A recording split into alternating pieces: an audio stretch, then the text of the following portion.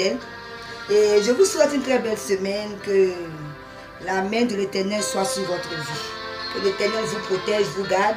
Que 1000 tombent à vos côtés, 10 000 à votre droite. Vous ne soyez pas atteints. Dans le nom puissant de Jésus, vous et vos familles. Dis Amen en ce matin.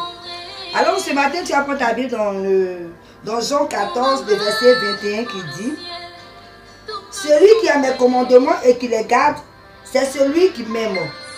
Amen. Celui qui a mes commandements et qui les garde, c'est celui qui m'aime. Alors, frères et sœurs, il y a un fleuron qui guette le chrétien aujourd'hui, j'ai remarqué. Parce que j'évangélise, et hier même j'étais à l'évangélisation.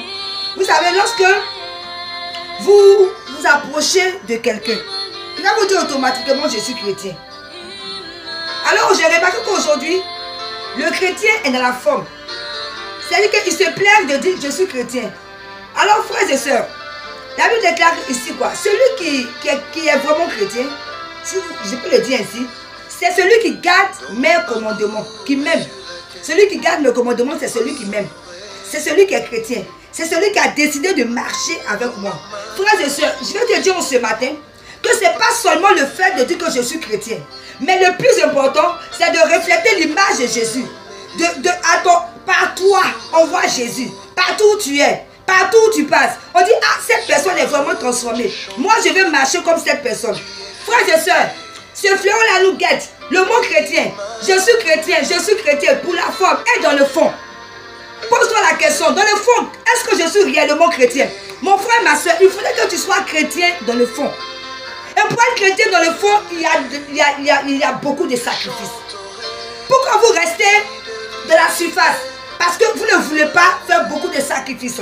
Vous vous arrêtez au nom chrétien: j'ai accepté Jésus, je suis baptisé, et ça s'arrête là. Non, il faut chercher à aller en profondeur avec le Seigneur. Il faut avoir une vie de prière. Il faut avoir une relation intime avec toi et le Seigneur. C'est comme cela que tu pourras abandonner beaucoup de choses. Voilà pourquoi aujourd'hui le chrétien ne peut pas abandonner des péchés, parce qu'il reste à la surface. Il ne veut pas marcher réellement avec le Seigneur. Lorsqu'il va à l'église, quand le pasteur prêche, il est là.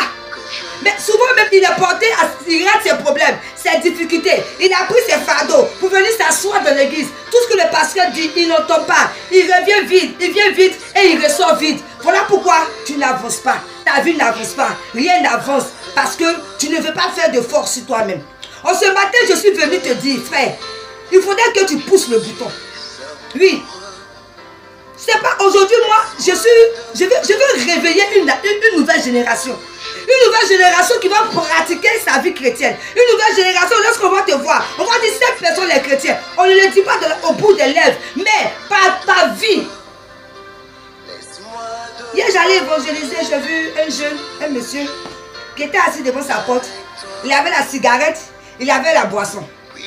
Bon, je me suis approché, je lui ai dit: bonjour mon frère, tout autour, est-ce que je peux vous parler du Seigneur? Vous êtes chrétien? Il dit oui. Il dit: ok, je peux m'asseoir? Il dit oui, ok. On a commencé à parler. Il dit: tu vois, tu m'excuses, hein. Je ne veux pas te juger. Mais tu vois, imagine, on sait que tu es chrétien ici. Et quelqu'un passe, il te voit avec une cigarette, avec une boisson. Est-ce que toi, tu peux parler de Jésus à cette personne? Est-ce que toi, tu reflètes le nom de Jésus? Il dit oui, je le reconnais. Vraiment, je fais un effort pour arrêter. Je lui ai dit: l'effort, c'est Jésus qui va t'aider. La Bible déclare que ce n'est ni par la force, mais par sa puissance, par l'Esprit de Dieu. C'est par l'Esprit que tu seras transformé. Ce n'est pas par ta propre force. Frères et sœurs, accepte de marcher réellement avec le Seigneur. Vous voyez, il y a les dimensions de la vie spirituelle. Que lorsque tu t'approches d'une manière du Seigneur, il y a des choses qui commencent à quitter en toi. Ah, c'est une révélation. Dis Amen. Quand tu fais un pas, tu t'approches, le mensonge tombe. Tu fais encore l'autre pas. Oh, le vol tombe, l'impudicité tombe. Jusqu'à un moment, tu vois que tu as tout abandonné.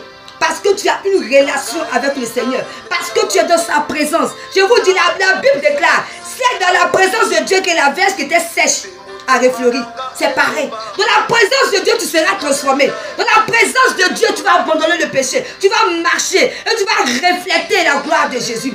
Parce que frères et sœurs, nous devons ressembler à Jésus. Quand tu dis que tu es chrétien, il faut que tu, dans le fond, tu sois chrétien. Il faut que tu aies une vie de prière. Chrétien, vous n'avez pas une vie de prière.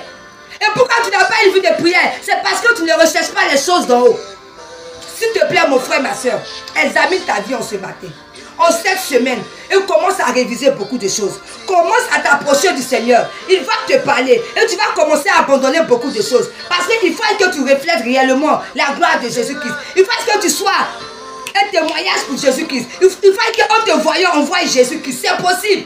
Ne dis pas j'essaye, mais dis Seigneur, viens m'aider parce que je veux te ressembler. Soyez tous bénis. C'était votre servante de Dieu fidèle. À très bientôt.